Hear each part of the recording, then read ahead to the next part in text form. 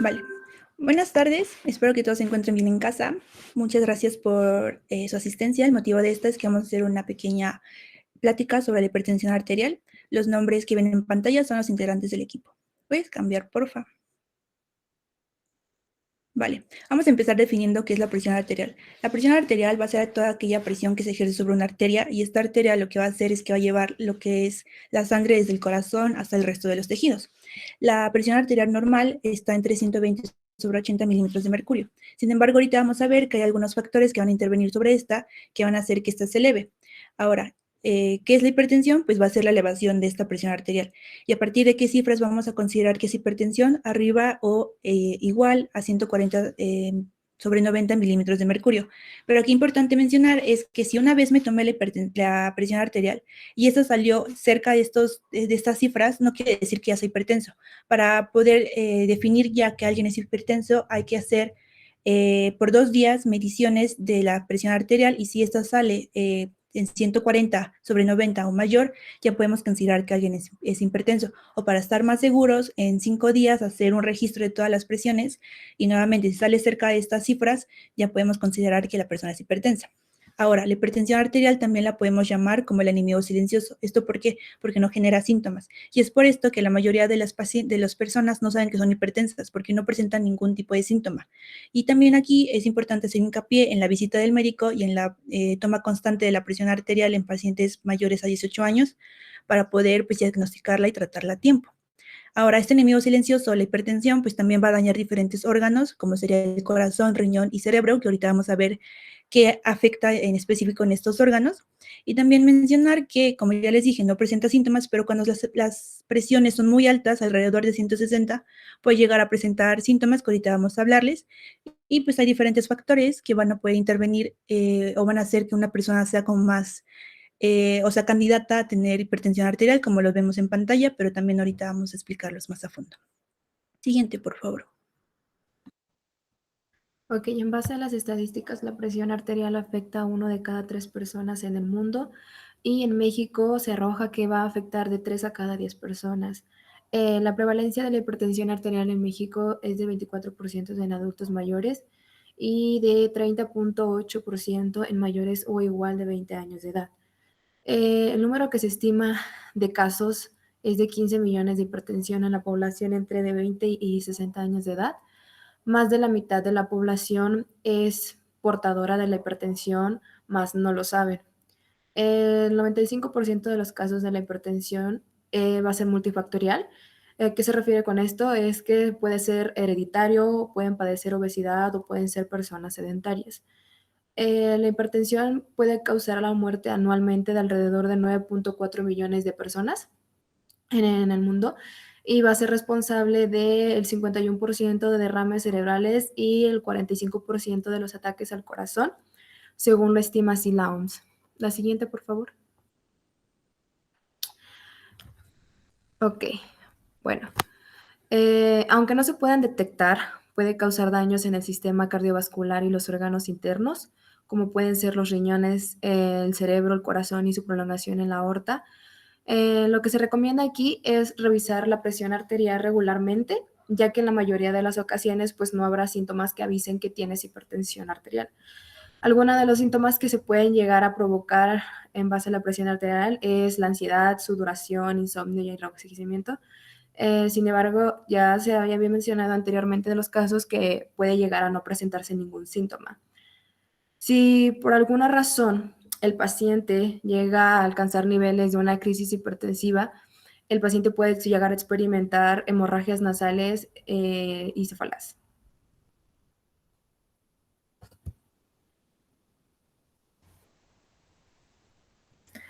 Bueno, ahora como factores de riesgo vamos a encontrar los antecedentes heredofamiliares que tengan hipertensión arterial y obesidad. Es decir, que ya sea que tu papá, tu mamá o tus abuelos padezcan esta enfermedad. Y bueno, también encontramos el consumo elevado de sal. Aquí hay que recordar que el consumo adecuado de este es aproximadamente 5 gramos al día. Si nosotros consumimos menos, pues será beneficioso para aquellas personas que padecen de la enfermedad, ya que disminuye la hipertensión. pero pues la mayoría de las personas consumen entre 9 a 12 gramos al día, que es pues 2 veces la ingesta máxima que se recomienda, ¿no? Después tenemos que aquellos que no hacen ninguna actividad física, aquellos que tienen antecedentes de presión arterial elevada, estrés, que tengan un alto consumo de alcohol y tabaco y que no consuman frutas y verduras. ¿Le puedes cambiar, por favor? Para el diagnóstico tenemos que realizar una historia clínica adecuada, así como una exploración física e identificar los signos y síntomas que se mencionaron anteriormente. También tenemos que considerar la cifra de 140-90 milímetros de mercurio para hacer el diagnóstico en personas de 18 años o mayores. Unos auxiliares de diagnóstico que podemos utilizar son la biometría hemática, la creatinina sérica, la glucosa sérica, los electrolitos, colesterol total, HDL, triglicéridos y ácido úrico. De igual manera se usa el electrocardiograma para tener un registro de la condición y si en caso de progresar se utiliza el antes y el después. La siguiente, por favor. La toma adecuada de la presión arterial se hace mediante la indicación al paciente que tiene que tener la espalda recta, tiene que tener los pies bien puestos en el piso sin cruzarlos, el brazo a la altura máxima del corazón y que tiene que tener una vejiga vacía. De igual manera le tenemos que preguntar si ha hecho ejercicio, si ha consumido tabaco o cafeína o si se siente ansioso, nervioso o agitado, puesto que estos pueden afectar la toma de la presión. Generalmente se recomienda utilizar baumanómetros manuales o de mercurio porque son más confiables y tienen una cifra mejor. Sin embargo, es más fácil usar los eléctricos, puesto que es adquirido de manera sencilla. La siguiente, por favor.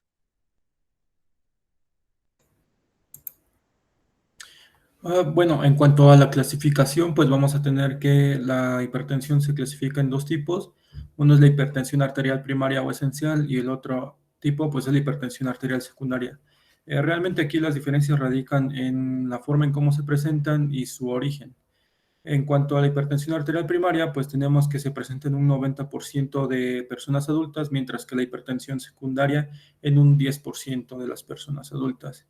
En cuanto a su origen, pues la hipertensión primaria tiene un origen desconocido, pero pues existen factores que condicionan su surgimiento, mientras que la hipertensión secundaria, pues sí se conocen sus causas y pues eso. En cuanto a la edad a la que se presenta, pues la hipertensión arterial primaria se presenta en edades avanzadas, mientras que la hipertensión secundaria se presenta generalmente en personas que cursan con los 40 años de edad o mayor. La siguiente, por favor. En cuanto a la hipertensión arterial primaria, como mencioné, es originada por ciertos factores, pero pues estos ya fueron mencionados anteriormente y son los que se muestran en la pantalla. La siguiente, por favor. La hipertensión arterial secundaria, las causas de origen que tiene, pues son las que se muestran y dentro de estas tenemos lo que es el feocromocitoma, el cual es un tumor que se origina en las glándulas suprarrenales, las cuales son unas glándulas que se encuentran por encima de los riñones. Lo que sucede aquí es que el tumor está secretando mucha adrenalina, que es una hormona que producen las glándulas suprarrenales, y pues esta adrenalina lo que hace es que eleva la presión arterial de cierta forma. Entonces, al estar secretando mucha adrenalina, lo que sucede es que se está elevando constantemente la presión arterial. Otra patología, pues, es el aldosteronismo primario, en el cual la causa es la hormona aldosterona, la cual ayuda a que haya retención de sodio y agua en el cuerpo, o sea, no lo deja y lo retiene en el cuerpo. Entonces, esto aumenta el volumen sanguíneo y a la vez aumenta lo que es la presión arterial. Otra patología, pues, es la apnea del sueño, la cual lo que sucede es que la persona o las personas que lo padecen dejan de respirar por un cierto lapso de tiempo, ahí pues después vuelven a jalar aire, por así decirlo. Entonces lo que sucede es que entran en un estado de hipoxemia, o sea, baja su oxigenación sanguínea, y pues aquí se activan unos mecanismos de compensación en las arterias, lo que elevan pues la presión arterial. El síndrome de Cushing también está asociado a lo que es la elevación de la presión arterial, así como también la insuficiencia renal crónica, ya que pues es importante mencionar que el riñón participa en en el control de pues la presión arterial. Entonces, al estar dañado, el cuerpo trata de compensar el esfuerzo insuficiente que tiene el riñón y pues eleva la presión arterial. La hipertensión renovascular es otro factor o otra causa importante, ya que es una hipertensión que se genera a nivel del riñón y pues al estar afectado el riñón también se eleva la presión arterial. Siguiente. Bueno, en medidas preventivas tenemos que tener una disminución del peso, ya que el exceso de peso se correlaciona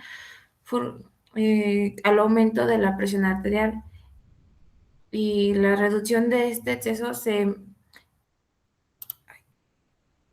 ha demostrado con mayor efectividad para disminuir el tener la hipertensión. También el disminuir de 4.5 kilogramos de peso o el 10% del peso inicial nos ayuda a no tener una presión arterial alta.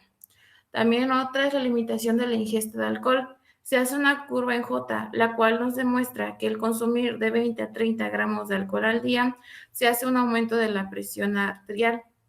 Esto también nos quiere decir que las mujeres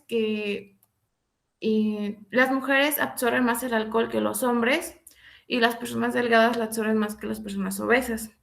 El ejercicio aeróbico es lo que más se recomienda, ya que se tiene que bajar de peso.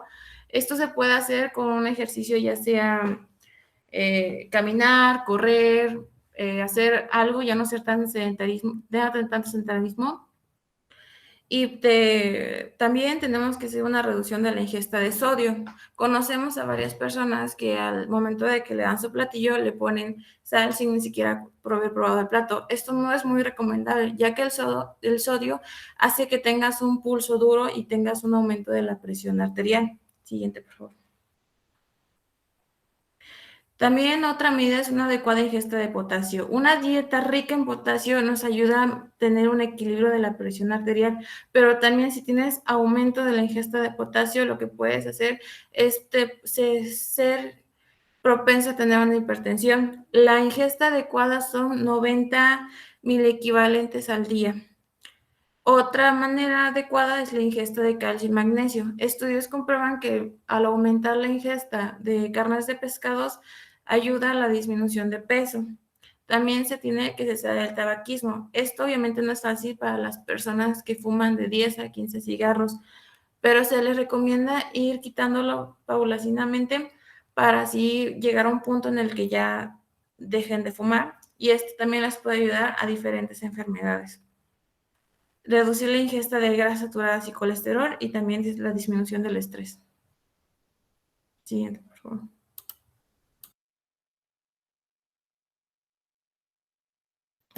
Ahora, en cuanto al tratamiento, existen dos tipos de tratamiento, el farmacológico y el no farmacológico. Todo depende de varios factores, como lo es la edad y si ya han visitado a su médico, algún tratamiento ya prescrito, entre otros. Ahora, como en cualquier patología, se empieza desde lo básico, desde casa, como es la dieta, la pérdida o la mantención del peso corporal y el ejercicio. Ahora, ¿en qué momento vienen los problemas? Los problemas vienen cuando no se tiene un correcto seguimiento de las indicaciones, que son las que ya mencioné, o que ya tengan un tratamiento prescrito y no sigan al pie de la letra lo que se les indicó. Ahora, en las medidas no farmacológicas son principalmente para pacientes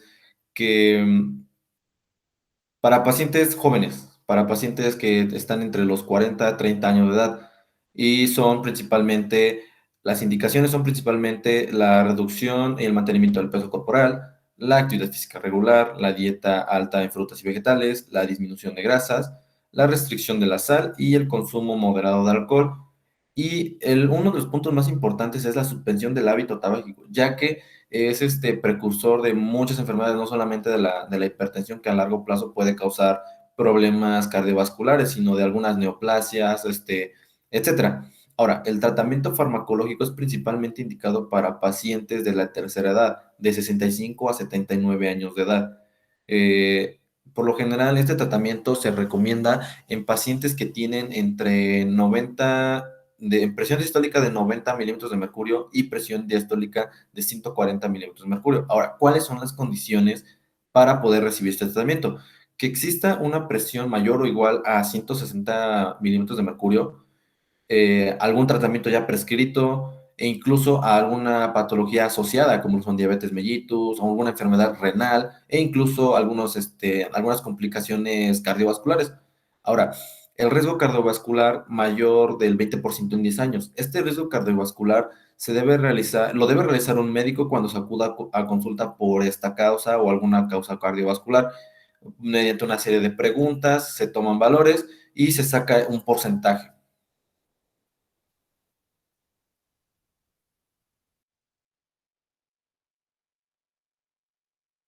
Bueno, en cuanto a las complicaciones, pues el principal y el más común es lo que viene siendo el evento vasculocerebral y sucede si hay disminución del flujo sanguíneo, lo cual va a llegar a evitar o va a detener parcialmente la llegada del oxígeno al cerebro, lo cual puede causar la muerte del tejido o el infarto del tejido. Posteriormente está lo que es la angina de pecho y esto sucede cuando las arterias coronarias tienen una obstrucción parcial, lo cual disminuye el flujo sanguíneo, pero no en su totalidad. Y esto provoca un dolor de pecho muy característico, pero no produce la muerte del tejido cardíaco.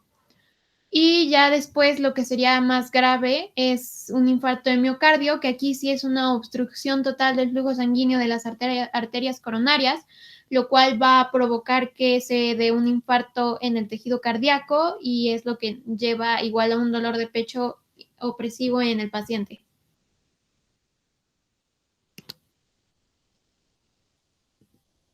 Posteriormente también tenemos la hipertrofia ventricular izquierda, que esta llega a suceder con el aumento de tamaño concéntrico del ventrículo derecho, de las paredes musculares del ventrículo derecho.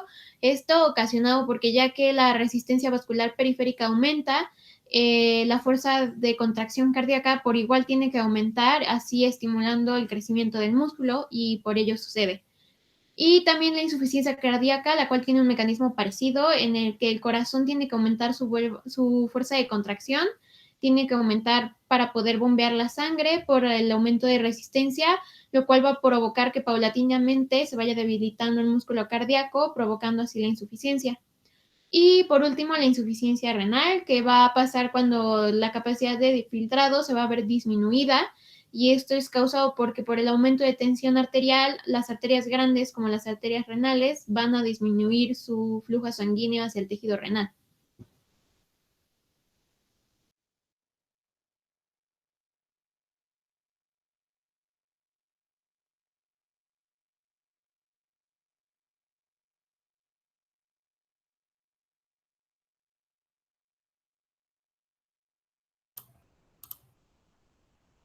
Bueno, ya sería todo. Muchas gracias por su atención. Ahora se les mandará la encuesta a través de WhatsApp. Por favor, de contestarla y tengan una bonita tarde. Gracias.